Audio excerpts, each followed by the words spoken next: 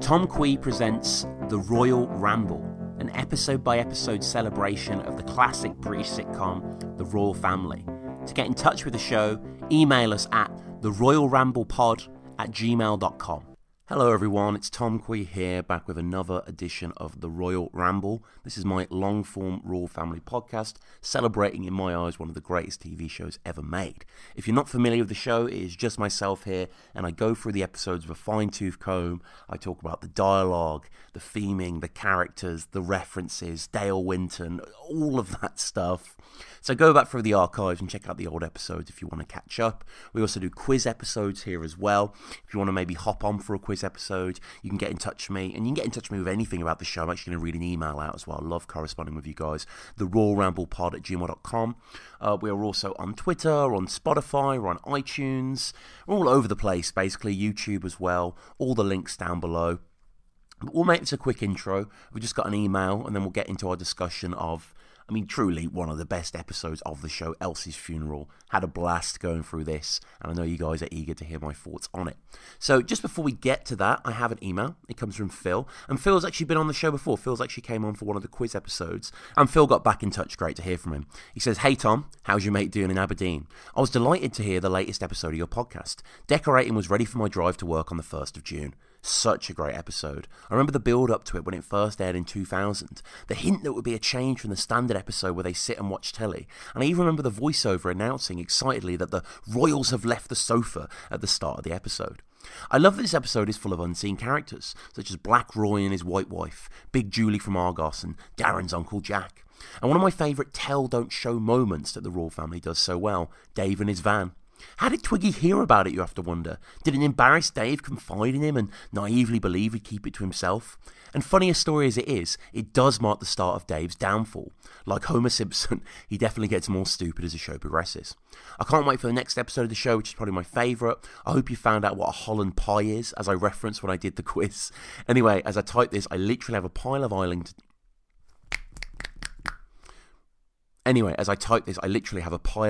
do, and it won't do itself now, will it? Later's Phil. Phil, great to hear from you. Guys, go back and check out the quiz episode. It was a delight to chat to Phil. And I love that insight there about the voiceover, about the build-up, because that's kind of lost to time, really. Like, it's funny you mentioned Simpsons there, Phil, because as you guys know, I'm a complete Simpsons nut. And there's a guy on Twitter who posts, like, the original half an hour of when it aired on TV, and he'll post, like, the trailers and stuff. And, you just see a little bit more of context there in the show. And, God, I would love to see some of that Royle family stuff. But, to unearth that would be a gigantic task. But I could hear, even though I wasn't there, I can definitely hear the voiceover announcement that the Royals have left the sofa. And I'm guessing it was that guy, I think he still works in the BBC, but he did a lot of the lottery, and he did kind of a lot of the announcements and interstitial stuff and whatever like that. But yeah, that is crazy. And again, yes, Phil, all of the characters that don't get seen. They really introduce a lot in that episode, actually, that don't really get mentioned. Especially Darren's Uncle Jack, who burns down his old pub. And we've heard about Darren's mom, who steals from the off-license before, and Darren's dad is mentioned as well, I want to say, in like the Christmas episode, probably. And definitely Darren's brothers are all in prison. So it's like, God, it's the only light in Darren's life, low-key Anthony. He's made Godfather as well, by Emma, which is lovely. So, he does have a chance, maybe. But the fact that we don't see him in the later specials, you'd imagine he'd come back. Twiggy came back, and they brought in other sort of newer characters and stuff. Maybe Darren Wyman was busy doing Corrie or whatever, which, what a gig, but still would have been good to see him there.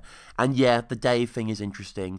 I didn't really think about that. I didn't really think, how did Twiggy actually find out about this? But I guess Dave's stupid enough to do it, and stupid enough to tell someone that he did it as well.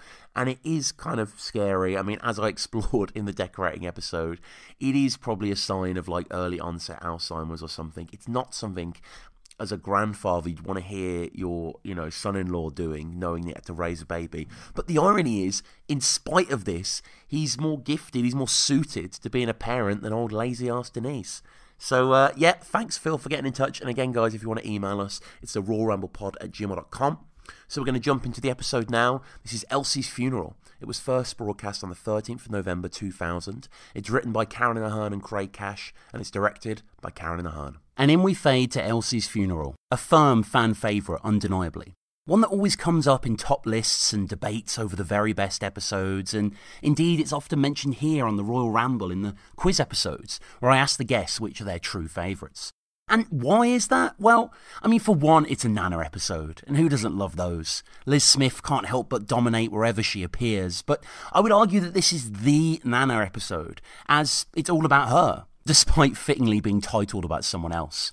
I mean, convention would dictate it should be all about Elsie, what with it being her funeral and all, but it's Nana naturally, front and centre, making it all about her. And Norma is truly in rare form, showing her parasitic side in this one to a certain extent. She's taking care of Elsie until she can take her to the cleaners, domestically at least.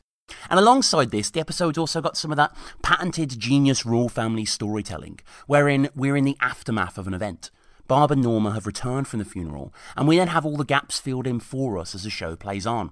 Who was there? How the service was? How the buffet was? What type of huge ornament collection did Elsie's daughter Marion have? You know, she who's high up in Northwest Water, etc. And on top of all of those things, I would also argue that Elsie's funeral has the single greatest ending to any episode of the show, both in its execution and its editing. But, of course, we'll get to that in due time. Anyway, we fade in on the TV turned off, the deep black chasm itself reflecting some of the family seated. This is the second episode in a row that opens with the box dormant, but fear not, it'll be rudely switched on soon. The first thing we hear then isn't the TV burbling, but Norma crying. Crying in quite a helpless, childlike way. A lone mule, helpless and sorrowful, hurt. Barbara can be heard shushing her in a comforting way. Barbara as ever the caring mother, even when it comes to her own mother. The camera then pans from the screen, the TV, across then alongside to the back wall in a classic royal family swoop. There's a trophy on the fireplace with a small baby ornament hanging beneath. There's lots of baby David paraphernalia in general, and photos litter the mantle entirely, including a rubber duck there, and we can also see the baby monitor on the left-hand cabinet, which will come into play later on. How Chekhov's gun of the writers here.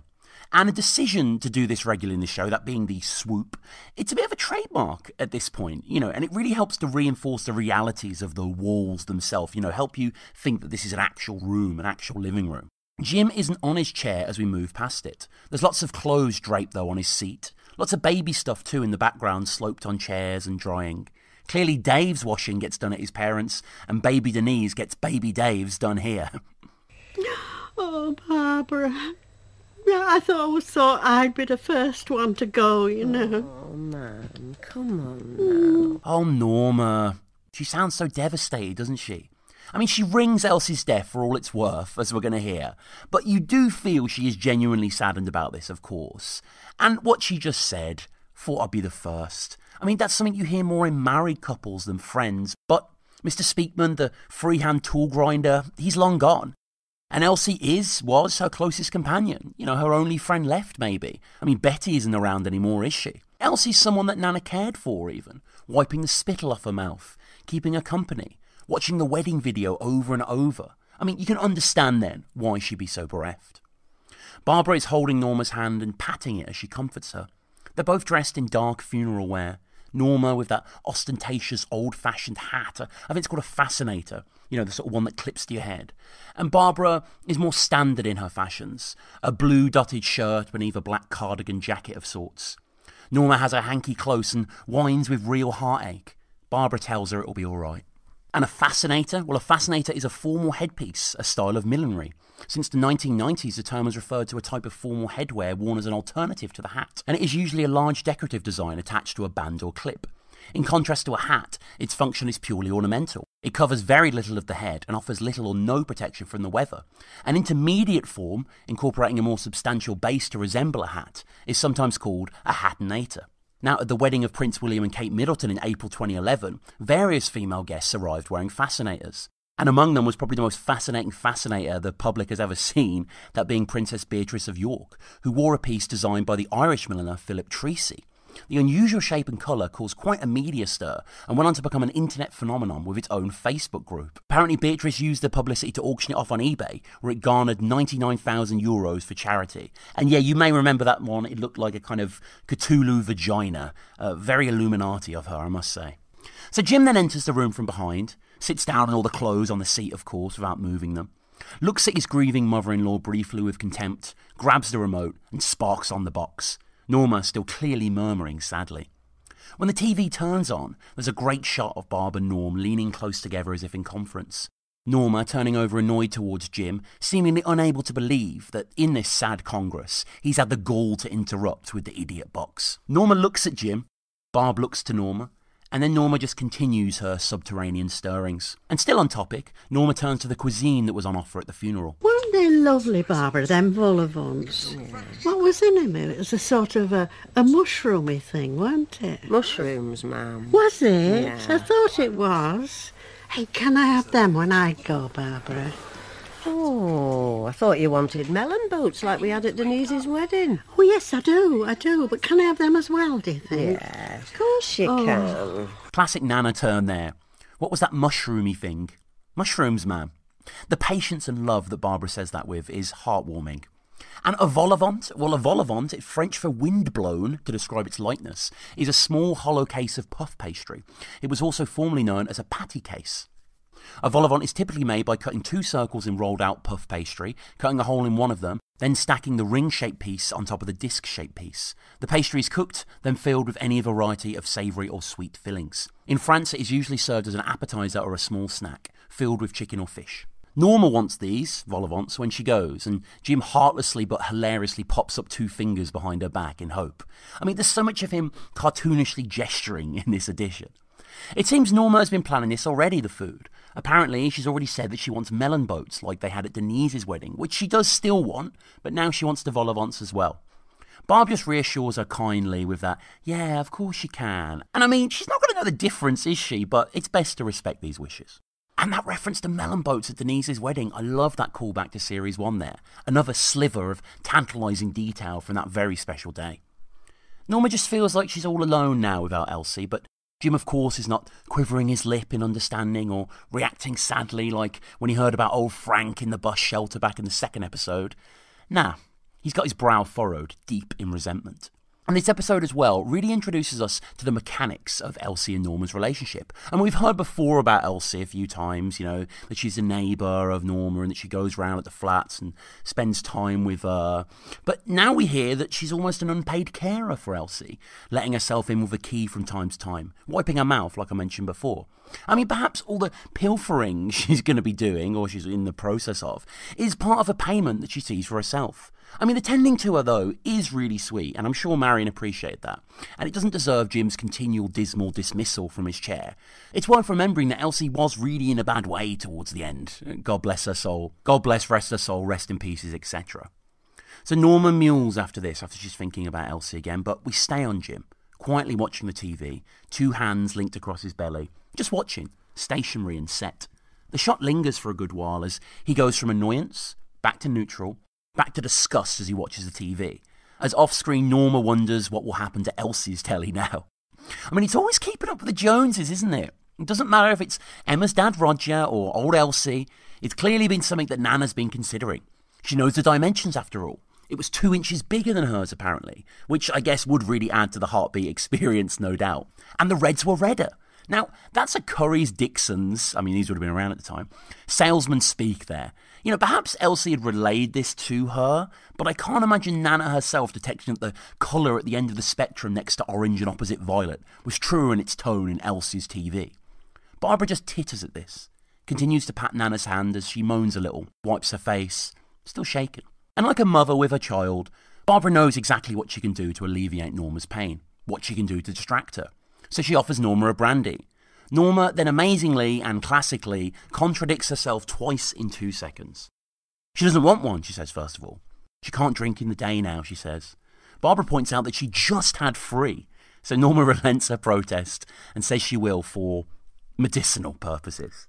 I mean, keep an eye on Norma in this episode as she'll gradually get drunker throughout, to the point near the end where she's nigh on babbling with her outbursts. I mean, not much different from normal, granted, but still got more of a frenzied energy, slightly. Jim isn't happy about the brandy offer, obviously, calls out the flimsy reasoning, and then says Barb should get him one or there'll be 2 deaths in one day. Jesus. I mean, Jim is saying he's going to kill Norma here. I mean, hyperbole, of course, but, you know, he has dipped a toe in these waters before, saying he had a dream of strangling an old woman in his sleep. So Barbara goes off to fix something in the back, and Norma ignores what Jim said, turning to her daughter kind of halfway and now talking about Elsie's daughter Marion, who was wearing something lovely and is very high up in Northwest Water. I mean, what a delightful touch here, a sketching out of the wider Elsie clan and an insight perhaps into what could have been. And I don't mean this as a slight, because you know that I love the Royals, I love Barbara. But Norma could never really speak proudly of her daughter like Elsie did with Marion, you know, and I imagine Elsie probably paraded Marion out there. You know, I'm not saying this is a slight again, but could Norma really say, oh, my daughter high up in the bakery with Pauline and her flexi time, you know, it's not something really to boast about. And Northwest Water, well, Northwest Water is a real thing, although it sounds like it could just be a fake kind of proxy thing. But Northwest Water officially came into existence in the summer of 1989. As part of the privatisation of the water industry in England and Wales.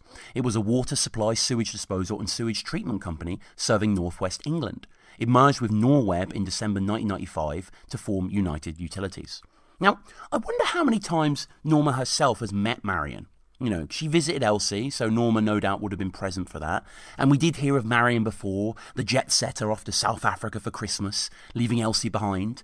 Norma sort of taking care of Elsie again there, keeping her company, bringing party hats and the like. Norma, as she's talking, is still turned towards Barbara. She doesn't seem to realise at this point that a brandy can be poured in moments, you know, having a blind side turn now. She speaks loudly past Jim to tell of Marion, and then when she settles back down, she has to get up again, turning in the same direction to speak about her husband Mickey. On the TV, we can see, I think it's Emmerdale or some sort of soap. It's hard to make out the distinct characters. Anyway, Norma takes her brandy and tells us about Mickey, and whispers the next part. He had a withered hand, we hear. Something which Elsie has evidently told Norma, also adding that she couldn't bear him touching food. Now, a withered hand, I tried to sort of look into, like, withered hands. Is there any Wikipedia articles or any medical articles and stuff like that? It's not really a medical term, as you can imagine, but hopefully you can imagine the visual there too. I mean, it still seems a little over the top for her to be so unwilling for him to pass her food. You know, that is a little lady muckish, to be honest with you, but still, you know, we all have our quirks. Norma, unsurprisingly, quirky Norma, then downs her brandy in one, using the hanky to wipe her mouth. Something Jim isn't best pleased about, of course. On the table beside Jim, too, we can see a folded-over crossword. Perhaps the same puzzler he went ape over that Barb mentioned in Barbara's Finally Had Enough. Go check that episode out. So now finished, Norma passes the glass across and clicks her lips. I always thought I'd be the first to go, you know, Barbara. Life is short, isn't it? Yeah. When Norma says that she thought she'd be the first to go, we see Barb look off screen to Jim, presumably, who no doubt is reacting in his own way to all of this. And this is Norma all over, isn't it? Obsessed with death, not dwelling on the good innings she's had so far. I mean, you do think that Elsie probably wouldn't go round to Marion's every Sunday for lunch. Perhaps before she was housebound she did, you know, I'm just kind of assuming here, as a show allows you to do when you think about it. But Norma hasn't had it too bad in terms of having a loving family around her. And Jim there with the obvious comment on how life isn't short enough. Elsie was 88, we hear, with all her life ahead of her. And Norma canonically is like 82, 83 at this point. And I must say, Norma, Liz Smith, she's incredibly sprightly for her age. You know, I grew up with two elderly nans who were definitely different sides of the spectrum. Like my father's mother, Ivy, who lived in Hemel Hempstead, she was just, you know, had boundless energy really for her age. She would cycle, you know, into her mid-80s and, you know, she was just, she was all over the place in the best possible way. And Connie, my mum's mum, you know, had lots of hip operations. She was very elderly, very slow, you know, very lovely. I love both my nans. I had great times with both my nans. But, you know, I think that's kind of almost what's being illustrated here with the difference between Elsie and Norma. Like, we will see Norma's health fail as the show goes on. But at this point, Norma has, you know, been quite lucky in the grand scheme of things, really, to be able to get around. You know, she can get in the back of Dave's van. She can gun all these brandies, you know. I mean, she ain't had it too bad. So Elsie was a Spartan lady, we then hear. Never wanted for anything, as long as she had Countdown and 15 to 1. And it's like a mini eulogy again here. The resoluteness to which Norma delivers it. As long as she's had these two, I mean, that's hilarious. You know, it's not like as long as she had a dog or she could see the grandkids. These are a company, I suppose, these game shows, along with old Norma. And Countdown, well, Countdown is a British game show involving word and number tasks. It is broadcast on Channel 4 and currently presented by former Dictionary Corner guest Anne Robinson, who is assisted by Rachel Riley with resident lexographer and former Dictionary Corner guest Susie Dent. It was the first programme to be aired on Channel 4, and 83 series have been broadcast since its debut on the 2nd of November 1982.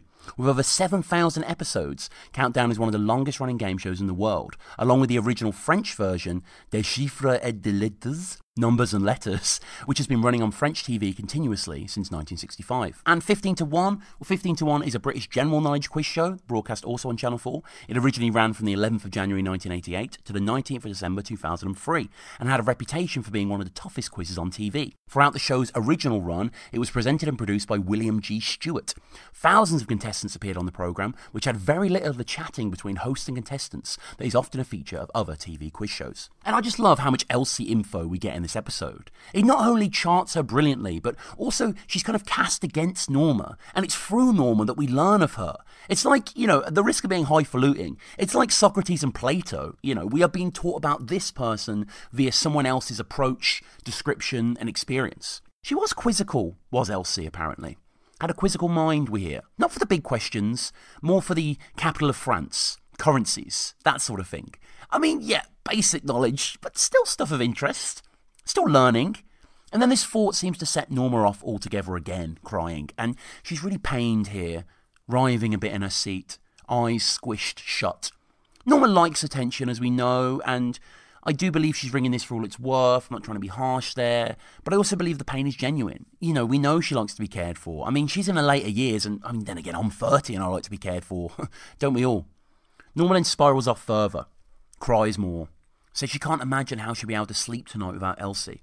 At first you think, well, you were in separate flats, albeit next to each other as neighbours. But then she says being next to her, which causes Barb to look at Jim, who looks back with frustration. Does that mean Norma was like climbing into the bed? It's unclear. Barbara then makes matters a whole lot worse for Jim, and a whole lot more hopeful for Norma, as she talks of Denise's room being available. Norma's bogmire of misery clears here for a second, her face bright and joyous. Jim can only shake his head in disagreement. It's interesting that it's still called Denise's room, as at the end of Series 1, The Wedding Day, Anthony was laying claims to it, but clearly it hasn't changed hands, as it were. And Norma seems so happy here. It's amazing acting from Liz Smith. And, we know, as it's been discussed a fair few times to this point, how much she'd love to live in the Royal home and stuff like this. And, this will come up again towards the end of the show. And it's great, just this shining light, this beacon here that alleviates all her woes momentarily. Denise herself was going to come to the funeral, apparently, right up to the last minute, which is very hard to imagine. I mean, even the inference that maybe she might have been perhaps going is inconceivable. I mean, why would she come as well? Moral support, I suppose. But if my nan had passed and her friend's granddaughter, who didn't even know her, came, I'd be a little bit like, again, I suppose moral support. But yeah, the suggestion she would is kind of laughable. Oh, Denise was going to come today, ma'am, right up to the last minute. Yeah, right, until she found out you can't bloody lie down in the crematorium. Good point, Jim. And of course you can lie down in the crematorium if you're dead. I'm not sure if that's a layered type of joke Jim is making, but the writers are, and it's as subtle as ever. So up until this point, Norma has been talking about Elsie's place and her belongings, but it's here, just after the 5-minute mark, with another brandy down the gullet, that she begins to reveal how light-fingered she'd actually been. What, with having the key and all, I suppose. I mean, it's the perfect crime. I did take 1 or 2 perishable things out of the fridge, Barbara. She'd have liked that, you know. She took some perishables out of the fridge. Barbara affirms and Norma says that she would have liked that. Well, I guess they were going to waste in a way. And what did she snag? Well, a packet of fish fingers, we hear, 2 chops, and a 6-pack bottle of Guinness. The last item setting Jim off right away, who calls her an old vulture and saying that isn't perishables. I mean, hilarious. We're all thinking it. But is Norma really in the wrong at this point? I'm sure Marion wouldn't pick up those bottles and pass them out after work at Northwest Water, And Guinness? Well, Guinness is an Irish dry stout that originated in the brewery of Arthur St Guinness at St James's Gate, Dublin, Ireland in 1759. It is one of the most successful alcohol brands worldwide, brewed in almost 50 countries and available in over 120. Sales in 2011 amounted to 850 million litres, and in spite of declining consumption since 2001, it is the best-selling alcoholic drink in Ireland, where Guinness & Co Brewery makes almost €2 billion worth of beer annually. And the UK is the only sovereign state to consume more Guinness than Ireland. The 3rd largest Guinness drinking nation is Nigeria, followed by the USA. Just a packet of fish fingers, 2 chops and 6 bottles of Guinness. That's not bloody perishable stuff, that. You're a bloody old vulture, you. Jim? Norma ignores him. I mean, perhaps she knows herself what she's doing here, that it's not quite right, but, I mean, she's 80-odd after all. It's hard to care at that point, or feel guilt, I imagine. Norma is a canny so-and-so too, for sure. I mean, you'll recall she regifted something Barb got her at Christmas to give to Elsie, and here she is saying that there is always a silver lining to things. She didn't think she'd get much use out of this black cardigan. I mean, yeah, you're wearing it again, but you're wearing it again because your best friend has died, and that, Norma, that's a bit of an issue. So Norma has had her claws into Elsie's pantry, and has mentioned the television, and she then, spurred on perhaps by the cardigan reflection, contemplates taking the very clothes off Elsie's back, asking Barb if she knows if Marion said anything about what they were going to do with Elsie's clothes. Her clothes! Jim's side eyes are here in disbelief, and come on, Norma, I mean, you didn't telegraph that too well.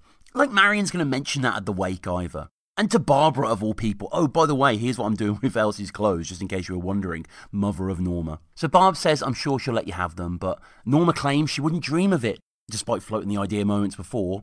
There's some nice bits in there, though, Norma says, from Marks and Spencer's. What a classy, mature lady swag label.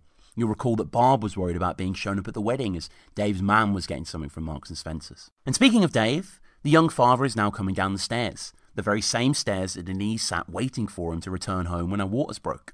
And as he enters, we can hear Norma asking, what would Marion want with them at Northwest Water, the clothes? So, clearly she does want them. Fair point. What would she want with them? And certainly clothes as someone who's passed on can be really triggering.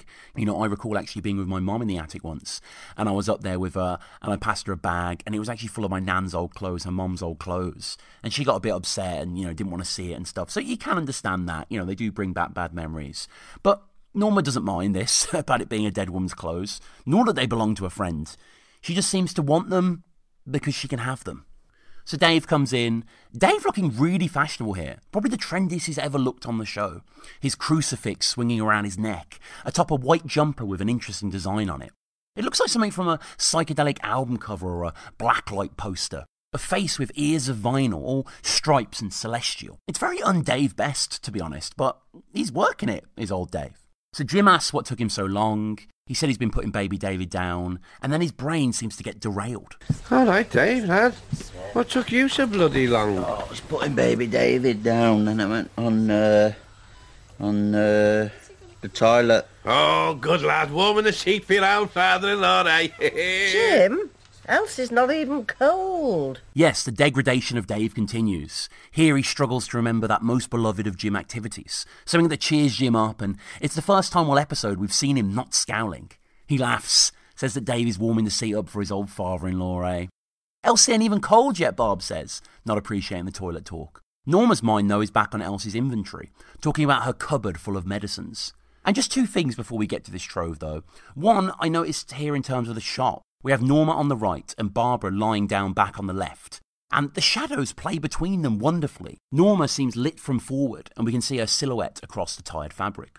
Also, just the way that Norma, the way she talks. Like, she begins to talk, she says Barbara, and then she closes her eyes with some effort and clicks her lips, just as nans do when they boot up, as it were. Norma then makes sure to say may she rest in peace, before asking if she could take some of Elsie's Cenopods.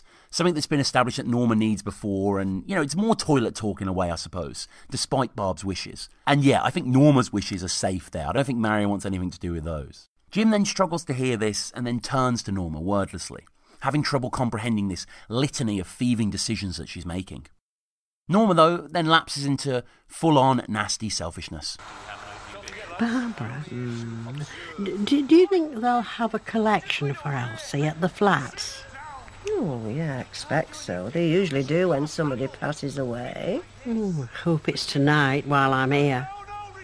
I hope it's tonight when I'm here. Amazing. Norma asks this knowing that they will, and I mean, one, if you were so close to her, surely you should be the person arranging the bloody thing in the first place. And two, what do you mind? I mean, she's your best mate. Beside the amount of stuff that you're taking, in clothes and medicine and food and whatnot, that's going to total way more than whatever you donate. It's the hope too. I hope it's tonight. I mean, they may go round again knowing they've missed Norma, but I doubt it.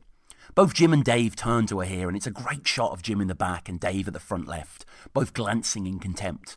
Well, Jim at least. Dave is hard to read from behind. Jim shakes his head at Dave, and for all the times that he's gone too far, Jim is kind of right throughout this episode. Norma is behaving pretty reprehensibly. I mean, still hilariously, of course, and Liz Smith is just working with the material perfectly. The doorbell then rings. Jim gets Barb to get it. Dave looks after it for a while, like just looks into the corridor. It's Denise and Cheryl. Barb's all excited as they enter, they greet everyone. Jim calls them Cagney and Lacey. Shez and Denise were rocking the same pink jacket. We've known of their catalogue loves for a while, and here they are. You know, obviously different sizes, but still, they come as a pair. And Cagney and Lacey being an American police procedural drama TV series that aired on the CBS network from March 1982 to May 1988. The show is about two New York City police detectives who lead very different lives. Christine Cagney is a career-minded single woman, while Mary Beth Lacey is a married working mother. The series was set in a fictionalised version of Manhattan's 14th precinct, known as Midtown South. So Denise sits beside Barb, puts a hand across to Norma, and says that she's really sorry that her friend Elsie snuffed it. Not the most diplomatic way of putting it out there, but Denise, like her father, never really is one for sentiment, I suppose. And it was here, whilst I was making my notes, that I realised that this is really one of the most closed, tight royal family episodes. There's no cuts to the kitchen or upstairs or the back room or anything. The action purely taking place in this small vicinity of the lounge itself. It were like losing a limb, love, Nana says, which we're going to hear a few more times, of course. And then Cheryl then comes in front of Nana and bends over her to give her a bit of affection, poking her O'Reilly bull's arse right against Jim, who, rather than protesting, has a laugh with it, pulls faces, turns towards Dave, who also laughs.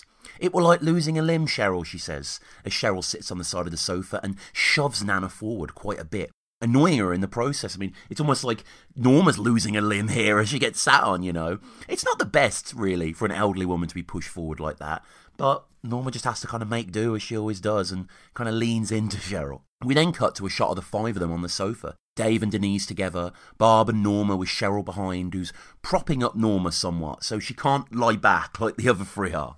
They didn't get anything from the precinct, we hear. Well, Denise didn't. Barbara then asked Cheryl if she got anything. Cheryl, who's licking her lips and says she bought a pound of fudge from Thornton's. I mean, Cheryl seems so pleased with this. Barbara smiles wide and laughs with her, then glances at Jim, who looks to Dave and blows his cheeks up. And Thornton's Limited is a British chocolate manufacturer owned by the Italian confectionery company Ferrero. It was established in 1911 by Joseph William Thornton and his father in Sheffield, Yorkshire, England. When Cadbury's became part of the Mondelez international predecessor Kraft Food, Thornton's has become the largest confectionery-only parent company in Britain, and the company was bought by the Italian firm Ferrero, and the company was bought by Ferrero in June 2015 for $112 million. Now, this is quite an interesting bit of Thornton's research. Apparently, Thornton set up a very rare edible billboard on the 3rd of April 2007, which exceeded 4 metres in length. It was framed outside their shop in Covent Garden and was eaten within the space of just 3 hours. The structure included 10 chocolate bunnies, 72 giant chocolate eggs, and 128 chocolate panels, each weighing 4.4 pounds. I mean, I think that's what Dave weighed when he was born. I can't really remember, and like Jim, don't give a shiny shite. We then cut back to Cheryl for a second and then onto the TV, which is playing, I think, Coronation Street. It might be Emmerdale. I recognise Fizz, who I think is from Coronation Street. Someone is saying, "Show me love, Chloe, show me love," before getting interrupted by someone else knocking on the window behind them, calling them a sad little man. Norma then asked Dave to run her home. Barb thought she was staying over, and she is, but she wants to get to Elsie's before Marion comes by in the morning. Jim then calls her out again for her parasitic ways, and again she ignores it. Then Denise gets in on the act, acting as amoral as her grandmother. She asks if Elsie had a copy of the Radio Times, a recent one. I mean, she has to be clear, as there may be a stack of oldies, I suppose, in there. Norma isn't sure. I mean, you'd think she'd have the whole catalogue down pat by now, the whole almanac. You know, "I don't like to root," she says, as Jim is messing with his nose. Jim, who then looks at her wide-eyed, stunned at this statement, you know, considering that she's already got a bulging shopping bag worth of goods to hand that's been mentioned prior. It's too tempting, though, the prospect of all this free stuff, and even Barbara then gets into it, claims she's always loved that set of pans she had, which implies that Barbara's met Elsie, which is nice, because I'm sure, yeah, they've came across each other. They're non-stick, we hear, and Barbara agrees when Norm offers to bring them back here. I mean, at least the family themselves have gained something from this too, I suppose. A non-stick surface is a surface engineered to reduce the ability of other materials to stick to it. Non-stick cookware is a common application where the non-stick coating allows food to brown without sticking to the pan. So Norma, perhaps realising somewhere deep down inside her that this isn't the best thing to do, she feels she needs to explain herself somewhat here. Did Elsie say you could have all them things, Norma? Well, she got very confused in the end, but I don't think she'd mind. It's not the place to ask. In a hospice, is it? I mean, that's brilliant. The justification. You know, I suppose you just take a bit there and a bit here and it's not too much of an issue. Norma then turns to Cheryl and taps on her arm, claiming a bit too loudly that she's very high up in Northwest Water, you know. And I guess it's something that Elsie herself would have said, and Norma just took it on in repetition, in memory even maybe. I mean, it's such a great touch. Jim, though, isn't willing to let this go. Did Elsie say you could have all these things, he asks. She wouldn't mind, she reasons, and she got very confused by the end, did Elsie. Barb is then turned to by Norma, who says, it isn't the place to ask, is it? A hospice. I mean, damn then. You know, it got really bleak at the end. I thought for some reason initially that maybe Elsie passed away in the flats, but no, she was in palliative care for a while and then off to the great beyond. Norma did visit her though, which is kind, and Norma is sweet, you know, in a way. This episode is so good at painting both sides of her and leaving the true morality up to question. And after talking about the hospice then, there's a tasteful cut to Cheryl just looking down, looking sad. Jim, though, again, is mutedly apoplectic. It's quiet for a moment, and then Norma pops up suddenly. There might be one or two things for baby David's farmyard, she says. Dave murmurs some approval. And Norma then says, the one who claims she didn't like to root, that there's a couple of drawers in there she hasn't had a time to look in. You know, I imagine she's slow and methodical too, making sure every nook and cranny is examined for all it's worth. And Jim at this point is just beyond help. He folds his arms tightly and shakes his head. Cheryl then asks after baby David, and Denise says, oh yeah, how is baby David? Because, of course, you know, a natural mother, a caring one, would immediately ask. Go upstairs to check in on him, sleeping perhaps, but not Denise. He's upstairs, Dave says. Denise says, ah. Dave is hung onto for a second by the camera as he then scrunches his nose. Norma then turns to Denise, informs her that at the do at Marion's, she had a whole cabinet of Capodimonte figurines. Denise, of course, couldn't care less.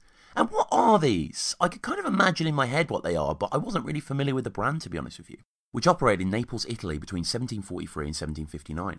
Capodimonte is the most outstanding factory for early Italian porcelain, the Doccia porcelain of Florence being the other main Italian factory. And Capodimonte is most famous for its moulded figures. And yeah, if you've ever been to like a Toby Carvery, you know, those kind of jugs, those kind of figurines which show kind of Hogarthian, Chaucerian kind of archetypes and, you know, the Harlequin and the King and the Serf and all this sort of thing.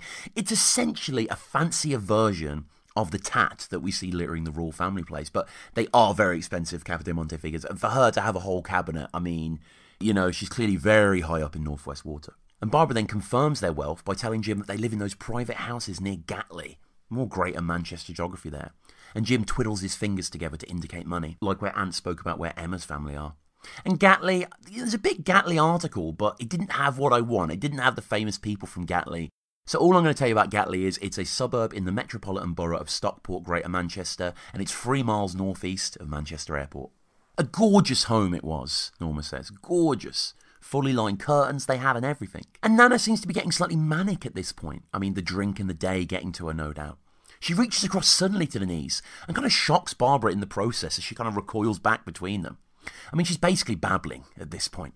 Denise, Marion's curtains were fully lined. Really, Nana? Yeah, and she's got an ensuite bathroom with a bidet. Bidet, my arse.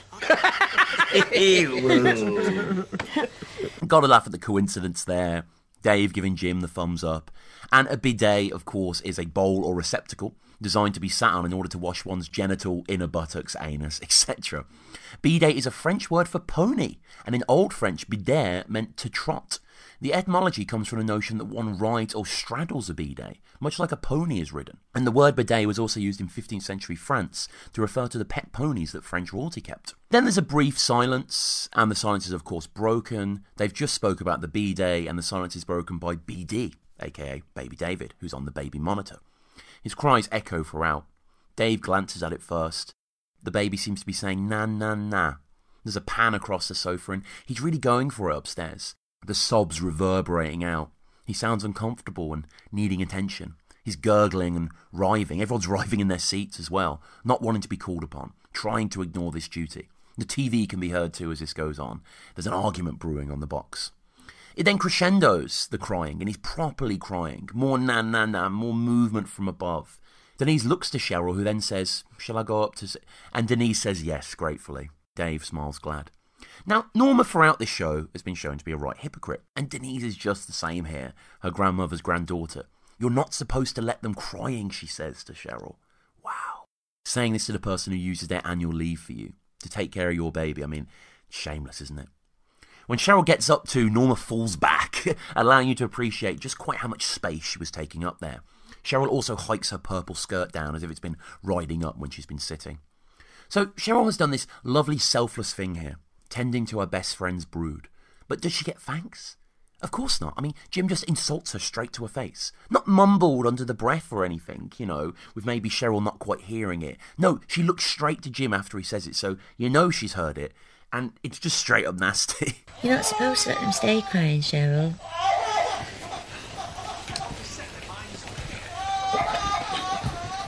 Don't eat him, will you, Cheryl?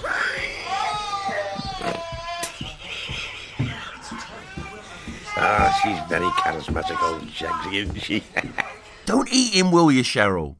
Unbelievable. Jim heaving laughing at that too. Like, what a thing to say. Basically, you're an insatiable beast. It's possible for me to consider that you may actually cannibalise my own grandson because you're so hungry all the time. This is after the fact that she's got to do it too out of the kindness of her own heart. It's wild.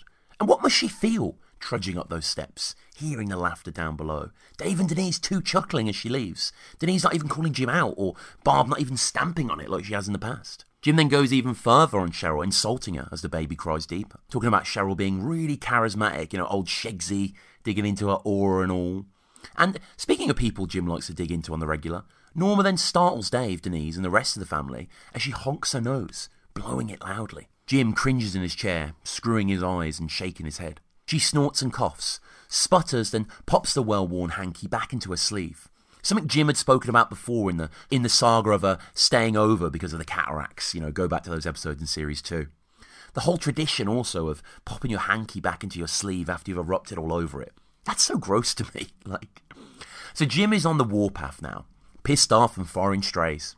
He says that Cheryl has probably flattened all the carpet. I mean, isn't that what you want? You kind of want it to be flat. You don't want it to be bumpy when you're going upstairs. But, Jim just looking for anything to say. And again, Jim, she's really going the distance for you here, Cheryl. Admittedly just upstairs, but still a great gesture. And she's working harder than you do, too. I mean, behind you, we can see all the wallpaper still not done. And, of course, it never will be. She didn't offer us any of that fudge either, he laments, with Denise informing him that it was all eaten on the way home. I mean, a whole pound of it. Jim figures she probably got through it before she even left the shop. Barbara says to keep it down and that she'll probably hear him, though we can still hear the baby crying, so maybe that's masking it. I mean, at least you hope. And Norma then fires up again, startling Jim, asking when she can be taken home to grab the things. Dave says, is it okay if we go at the end of this? And she says, yeah, okay. And Jim, on the side, out of her line of sight, is shaking his head furiously, attempting to usher her out as soon as possible, even though, in fact, she's going to be coming right back, albeit with arms full of Elsie swag. As compromise for this delay then, Norma says she'll just have another brandy. Jim is unhappy to hear this. Barbara says nothing, pauses for a second before getting slowly up to grab it for her, something that will no doubt make her even more unhinged, as she's slowly been becoming. Dave then asks Denise if she grabbed him any pipe cleaners as requested.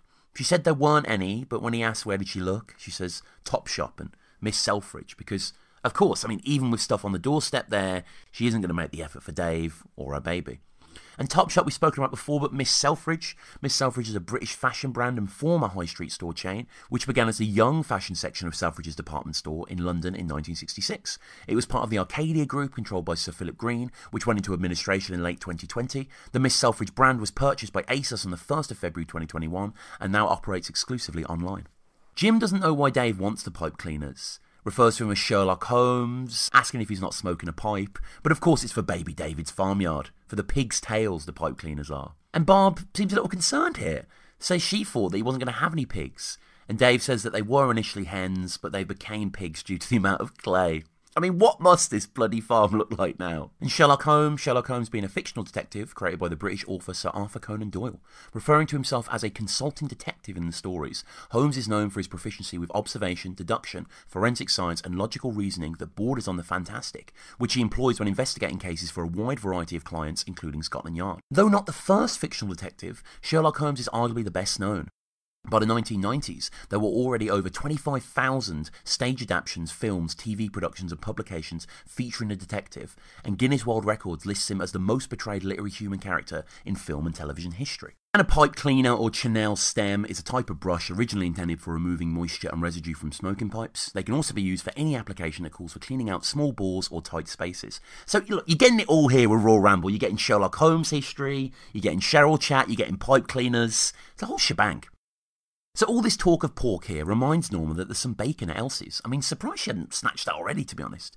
Denise says she doesn't want some dead woman's bacon, which is wild, really, as arguably taking over Radio Times is kind of closer to her in reality. Like, she may have kind of breezed through that rather than some bacon that, she'll never touch or never has touched. Jim calls out this hypocrisy again. I mean, he's really on his high horse here in this episode. But of course, it's more as something to go against Norma with rather than a personal creed or anything. Norma thinks, when asked, that the bacon was streaky.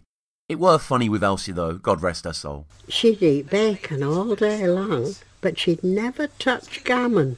And what do you think to that? I love a bit of the old gammo, me. Oh, I like a bit of gammon. Especially with a bit of pineapple.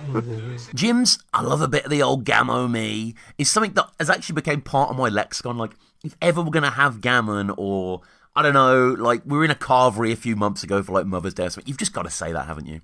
I just couldn't help saying it in the queue. So the family then starts to talk about food and especially how much they enjoy gammon. Gammon being the hind leg of pork after it has been cured by dry salting or brining, which may or may not be smoked. Strictly speaking, a gammon is the bottom end of a whole side of bacon, which includes the back leg. Ham is just the back leg cured on its own. Like bacon, it must be cooked before it can be eaten, and in that sense, gammon is comparable to fresh pork meat and different from dry cured ham like prosciutto. The term is mostly used in the UK and Ireland, whilst other dialects of English largely make no distinction between gammon and ham. Dave then weighs in on the topic. He likes gammon and he likes pineapple, but he doesn't like both together. I mean, this way he's talking too, that slow, obvious, slumberous way that he does, Barb and Norma coo in appreciation. I mean, it's inane, but it's just chatter, isn't it? It's sweet and sour, that, and, I suppose food dishes can be made up of contrasting flavours, Dave, but it doesn't work for old Bestie. So Jim shoots him a look here, close to the disdain he's been firing at Norma all episode. He's about to look to the TV too as well. That is until Dave continues on, speaking about him liking gammon and chips and stuff, something that Jim just can't listen to anymore.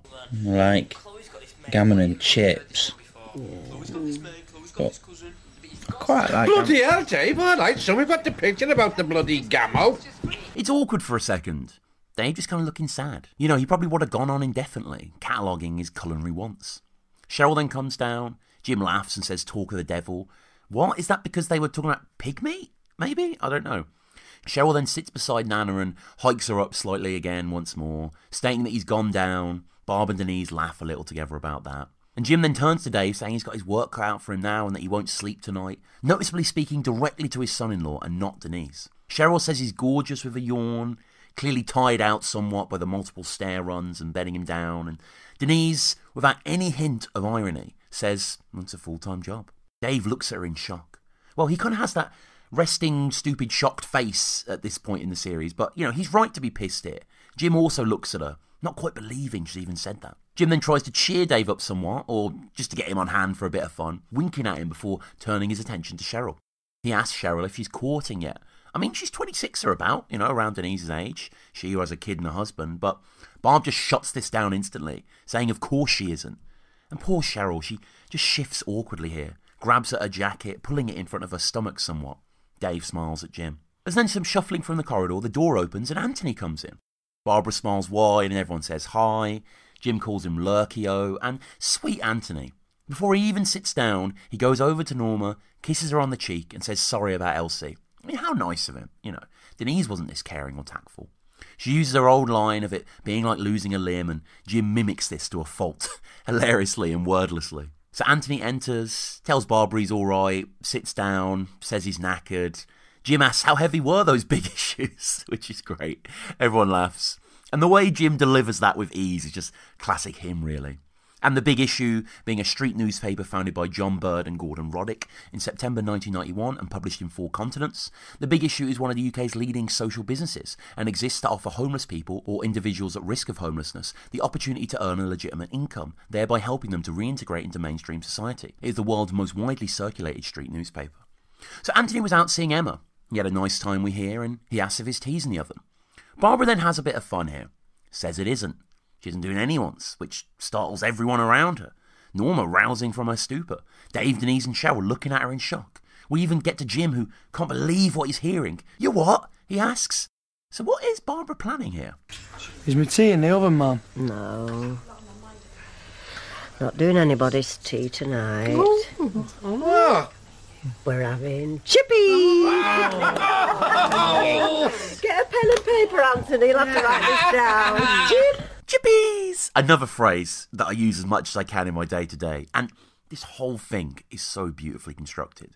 Barbara is cut to as she says, chippies! With a real smile on her face. Jim is heard behind and he's so happy about this. Overjoyed. I mean, we know he loves the little things in life, but, he's justified here. Who doesn't feel that joy when the prospect of fish and chips is raised? A real true treat.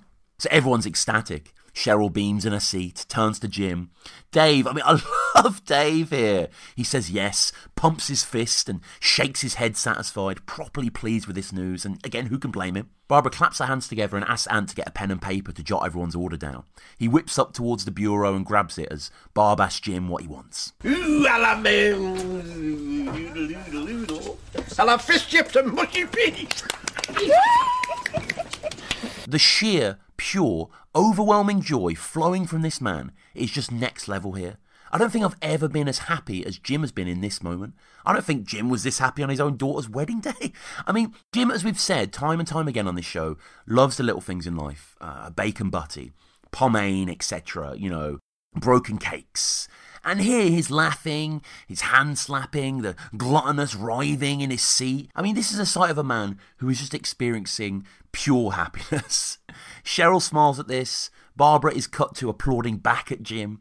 She then asks Norma, who resolutely says, nothing for me, Barbara.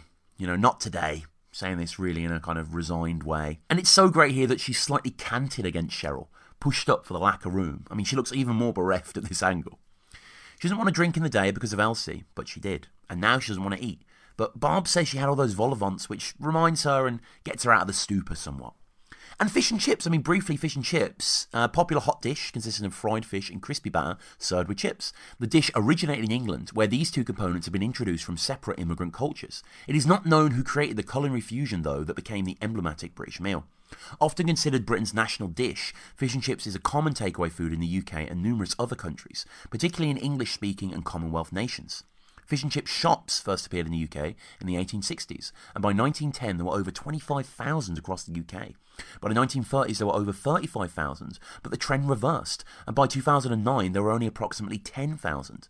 The British government safeguarded supply of fish and chips during the First World War and again in the Second World War, and as such it was one of the few foods in the UK not subject to rationing during the wars. So Norma does ask for an order, a Horns pie and chips for her, which I think is a regional thing. So when I was growing up, or even now I love going to the chippy, it's pucker pies that we have in the Midlands. So I kind of Googled around here. Horns just seems like a brand. Like, if you actually search Horns pie and chips, it comes up with a lot of people talking about the Royal Family on Twitter and quoting it.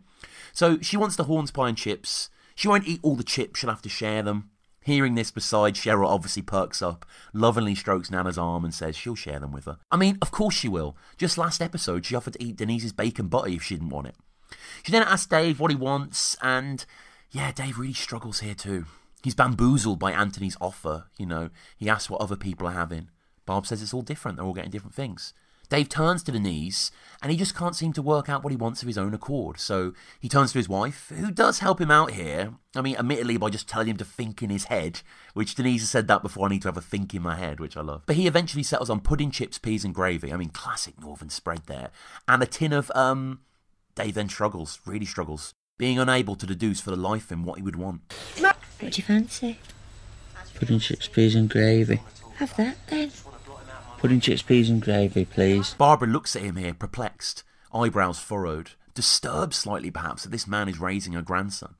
Denise just prompts him with several drinks, and eventually he settles on dandelion and burdock. And dandelion and burdock, personal favourite of mine, is a beverage consumed in the British Isles since the Middle Ages. It was originally a type of light mead, but over the years it has evolved into a carbonated soft drink commercially available today.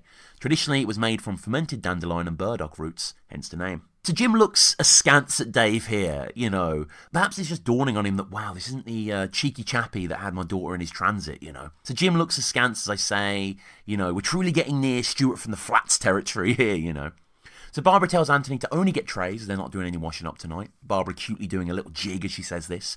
Jim looking across to her, smiling warmly. The tenderness isn't lasting long, however, as she then calls for white plastic forks and Jim just erupts, claiming they're a rip-off. Get the little wooden ones, they're free. Now, I don't really remember this distinction at the chippies of my youth.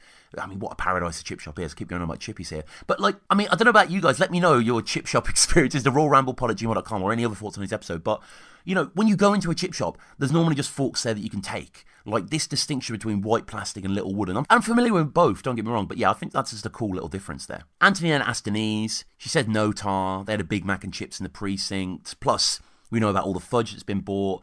But that doesn't stop old Cheryl, though, asking for a fish and large chips. This being along with Nana's chips, as she'll no doubt have. Ant glances at Jim here, knowing something's going to be said and something he's probably going to agree with. Jim then reminds her then that, didn't you say you wanted Nana's chips? So she then changes the offer to a small chips, battered sausage and Diet Coke, doing it very smoothly, like it's her regular, like she's practiced. I mean, Twiggy did mention, didn't he, in the last episode that he saw Cheryl waiting outside the chippy, and maybe that wasn't a joke. Norma then staggers up with some effort, saying she'll get this. And Barbara's pleased by this gesture. You know, Norma talking about Elsie's passing, making her think she should be more generous, you know, despite Elsie's death seemingly making her more selfish. This offer then becomes something she parlays in potential treats for the family in the future. You know, if she stayed with them, of course. Naturally, Jim needs to nip this in the bud, so he actually forks out, which is kind of damn surprising, not wanting Norma to have any glory or any foot in the door. He eyes her as he digs two from his back pocket, and there's a great shot of her vaunted up front, and him slovenly in the chair at the back, digging down for his money. So Jim pulls a note out, blows it clean as all dads seem to do when giving money, and urges Ant not only to run as he's starving, but also to see if he can get a job while he's there, along with some fish bits as they're free, and he encourages Anthony not to get battered. Now, fish bits, also known as scraps or batter bits, are pieces of deep-fried batter left over in the fryer as a byproduct of frying fish and are served as an accompaniment to chips. They are traditionally served free of charge, although some places charge for the scraps. Terminology varies by region. In some parts of the north of England, they are referred to as bits or dubs, and apparently in the West Country, they're known as gribbles. So Jim says he's only teasing as Anthony goes. You know, he's been spending too much time with Emma, you know, to the point where it's affecting them now, as they had to brew up twice yesterday because of his absence. Well, Barb had to. Jim does it because he's got no sense. He speaks of willies and arses to make his point, which bothers Barb, who apologises to Cheryl, saying something else very relatable that I've definitely heard when I've been around friends or family or, you know, other families or whatever. Good job you know us, Cheryl. Like, good job we know you. Like, you know, that's something that everyone always says. It's always a bit tongue-in-cheek. It's always a bit like, ha-ha, we're all in this together sort of thing. But yeah, yet again, something ultra relatable from real life, you know, from something that I encountered growing up that I've only ever seen put on screen by the royal family. Cheryl just smiles at this, though, probably more at the prospect of the chippies that are soon coming rather than any toilet chatter. The Emmerdale theme then plays, and everyone begins to sing along. There's a patented royal family pan as the tune is replicated. We even get to Jim, who is conducting the remote like a maestro's wand, but of course he's just waiting for the perfect time to switch it over. And Emmerdale, known as Emmerdale Farm until 1989, is a British soap opera set in Emmerdale, known as Beckendale until 1994, a fictional village in the Yorkshire Dales. It was created by Kevin Lathan and was first broadcast on the 16th of October 1972. And probably the most interesting bit of Emmerdale royal family trivia is the fact that Peter Martin, aka Joe from next door, played a character on the show for 26 years. He played Len Reynolds for 184 episodes. And this is funny, this is another case of, I remember as a kid watching Emmerdale and then getting into royal family and being like, oh, it's Len. And he's so different in Emmerdale. In Emmerdale, he's just like a jovial old man from what I can remember. You know, friendly. Like, Emmerdale did have... It's weird looking back. Like, Eric Pollard was a good character. Den, something like that. Like, I have a lot of good older characters in there. But yeah, Peter Martin was in Emmerdale. Like, at the time of being in the royal family, he would have concurrently been in Emmerdale, which I guess is another kind of wink, wink, nod, nod, meta-reality, fast show kind of idea they like to explore sometimes. So the room is shocked at this. Norma especially aggrieved as she wanted to watch it, you know, no doubt, and it was Elsie's rest in peace fave. She can't watch it now, Jim says coldly, which isn't on. And then Jim just this kind of kick-starts the rampage of Jim that ends the episode. You know, he's really ramping up the offence. And, of course, it makes sense that it's Elsie's favourite. I mean, all grands love Emmerdale in my experience, even though modern-day Emmerdale is kind of racy now. Like, I caught the opening credits the other day, and one of the shots they show is, like, just, like, bras and knickers on the floor, and you can see two silhouettes running up the stairs. That's in the opening credits. Like, you know, come on. I mean, Elsie's just been buried, like, literally hours before, and Jim is just on one. Well, that's what we've had all bloody afternoon. Elsie, rest in bloody pieces. I've heard more about Elsie today than when the poor cow was alive. Well, bloody hell, come on, she's dead and buried now. Cremated. Well, dead and bloody cremated. The cremation correction there is great, and Denise is just shocked here, stating that Elsie was Nana's best friend. Best friend my arse, Jim mutters. And Nana looks really sad here. I mean, poor Norma. Jim then talks about how all Nana ever did was slag Elsie off, which we didn't really hear whenever Norma mentioned Elsie on the show. It was more about how, she was housebound, really, and how she lived on her own. They watched a wedding video, etc. many, many times. I mean, we hear then about a time off-screen where she slagged us something rotten, Elsie. That was when Elsie forgot her birthday. And Norma then barks out that I never forgot hers, which, again, an episode I wish we saw. Even a Norma birthday episode would have been fucking great if they ever did like a series 4 or whatever. But Dave is smiling along here, and Denise looks to him and sort of pulls him back. He knows that fireworks are sparking. Amazing acting too, I must say, from everyone, but Liz Smith in particular. The way she scrunches her eyes tight and falls back after Jim's comment. The way she scrunches her eyes tight and falls back after talking about the birthdays. It's toxic and tense. Norma then talks about Jim, but not to him, turning to Barb and saying, well, she never did him any harm. Which is true, and, that he'll be happy to eat her bacon. Also true. Jim, though, sees it all as a plot. Elsie this, Elsie that, a ruse for her, an angle to move in. And Jim's vile here, really, at his absolute worst. That is until the Queen of Sheba scene with Anthony and the £50. I mean, he's relentless and cruel. Just drop it now. Elsie this, Elsie that, she's just angling to bloody move in here, aren't you? I tell you what, I'll bet you were bloody delighted when Elsie bloody croaked.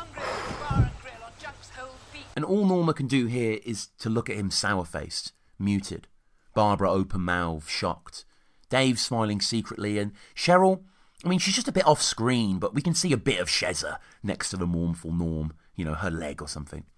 Jim is laughing, still, to himself, unceremoniously. And it's silent for a second before Cheryl breaks that by wondering when Anthony will be back from the chippy. He's been literal minutes, maybe a minute, and Dave can only just look at her here. And Jim, as we've seen a few times in the show, when backed into a corner, gets personal. You recall in Series 2 when he wasn't allowed to go out for a pint with Dave and he just explodes on Denise, saying that her trousers from the market look awful. And now when Denise says how horrible he is, how he lacks compassion, he talks about the feathers in her hair being horrible. Denise is surprised, not happy. Perches on that actually here as a mechanism. Dad actually, I think you'll find they're really nice actually. Like very juvenile, kind of like when someone's trying to come up with a comeback but they don't quite have the capacity for something acidic, so they just kind of pause, they sort of hang on a certain word. Dave then surprisingly chips in here, agreeing with Jim, which shocks Denise, and interesting that he does that.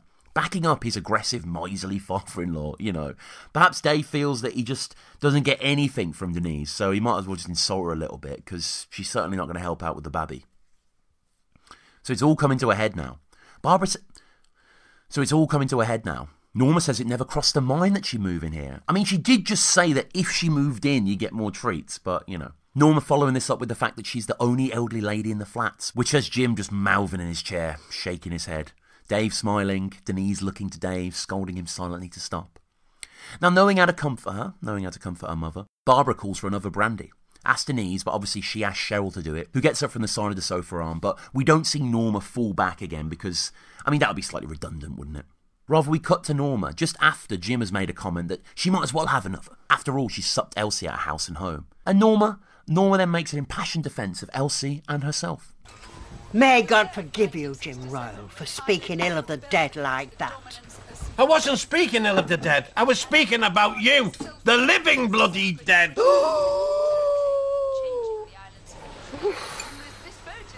Everyone is flummoxed by that. Norma with her wolf call of shock. Dave and Denise sinking deep back into the sofa as if trying to avoid the blast radius. It really is a nasty comment. Funny, no doubt, invoking Norma as a zombie, but still slightly beyond the pale. The close-up shot of Liz Smith with her whole mush absolutely rattled it's perfection.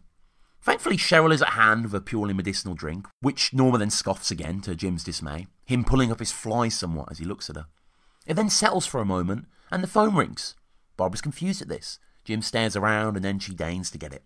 It's Anthony, on his mobile. What a novelty back then, Barbara even takes the phone from her ear and sort of shows it off to everyone, impressed at this technology. Cheryl is cut to here for a while, smiling and excited, clearly hoping this is Anthony just saying, I picked it up on the way back, let's eat. It's not good news, though. Barbara says, oh no, puts the phone on hold, takes it away from her, breathes out, turns to Cheryl. There's no Diet Coke, There's no Diet Coke. There's Diet Fanta and Diet 7-Up. Cheryl reasons to have a full fat Coke and then start again tomorrow. What with the Big Mac and fudge, not making a dint on those plans anyway. How nice of Anthony, though. I mean, sure, it might be a bit of, I've got a mobile, let's use this mobile whenever, wherever. But still, he could have just got normal Coke, and I'm certain it wouldn't have made a difference to her. So Jim side-eyes again. Barbara puts the phone down, coos a little, just perhaps thinking how nice, the food's going to be and how much they're looking forward to it. Cheryl then gets antsy, though. Breathes heavily out. Has he only just ordered Barb, she asks. Well, like Anthony getting a new haircut that you only just noticed, Cheryl. Duh. Barbara then turns to her and says, he won't be long. And between her and Cheryl is Nana, just quietly watching the TV. I love that. She's just there. We just see Liz Smith just looking ahead as they chat beside. So Cheryl looks ahead, concerned, and Jim then asks Dave if he fancies a quick drink down the Feathers. A quick medicinal one, of course, down there. Barbara says he's not going out as he went out last night. I mean, doesn't she realise that Jim will go out every night if he could? I'm sure she does. Defeated, he then settles on just having a chat with the Arabs and gets up from his chair. Curious Cheryl asks what he means, and he says must have a crap, putting his hand on her shoulder as he gets up and making sure that he leaves his mark as he goes. Barking it again, must have a crap, between Barb and Norma, shocking them, startling them, hitting Dave's head with his paper and then heading upstairs. Denise tells Norma to take no notice. Norma says his problem is that he doesn't respect the dead.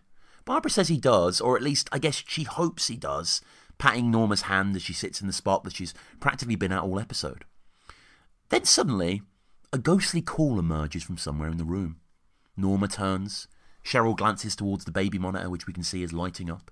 The monitor, which is beside some great royal family honour, a wicker pot, an open tub of cream, a small duck toy in front of a darling picture of baby David, who should be speaking through this thing by all rights. Baby David with a cute little cowboy hat.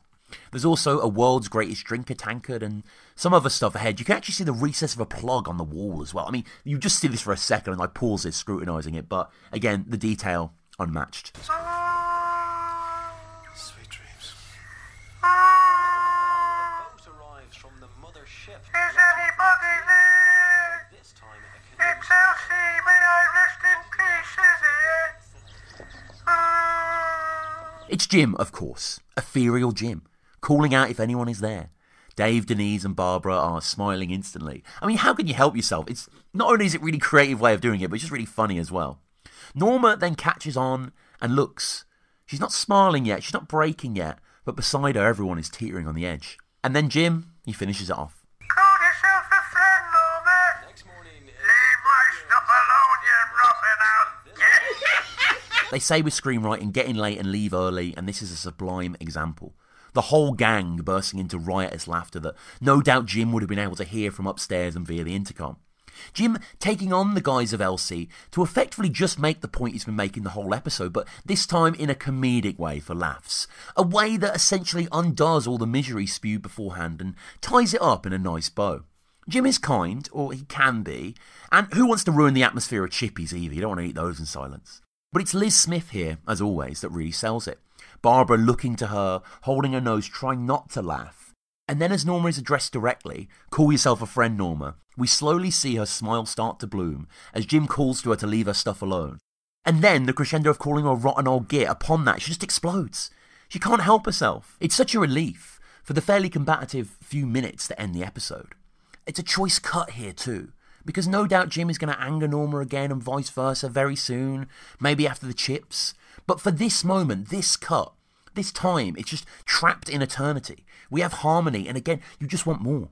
You want Ant to come back with the chips, and for that whole dynamic to be explored of eating and passing and commenting and getting the sauces and whatever. But, I mean, that's the Royal Family, isn't it? It's always leaving you wanting more, and it's just perfection, really.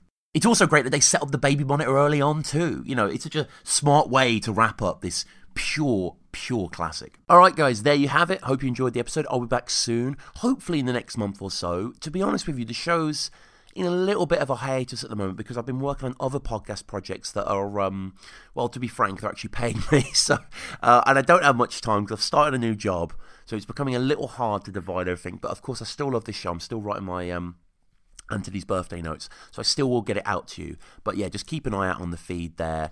Go back through, check out all the old episodes. Get in touch with me again. I'd love to hear from you guys. Go on Twitter, Spotify. I'm not on Facebook, but, maybe post it on Facebook. Share the episode to a friend. There's some awesome Facebook groups out there for the Royle family, which I always spam my episodes on. So yeah, go there as well. But this has been Tom, Royle Ramble. As ever, the Royle family is the best show ever. Thank you to Caroline and Craig and Henry Normal and, Carmel Morgan and all these people involved, because it's a joy. It's a joy. It's a true joy to go through. I will stop rambling now. Done for the episode. Speak soon.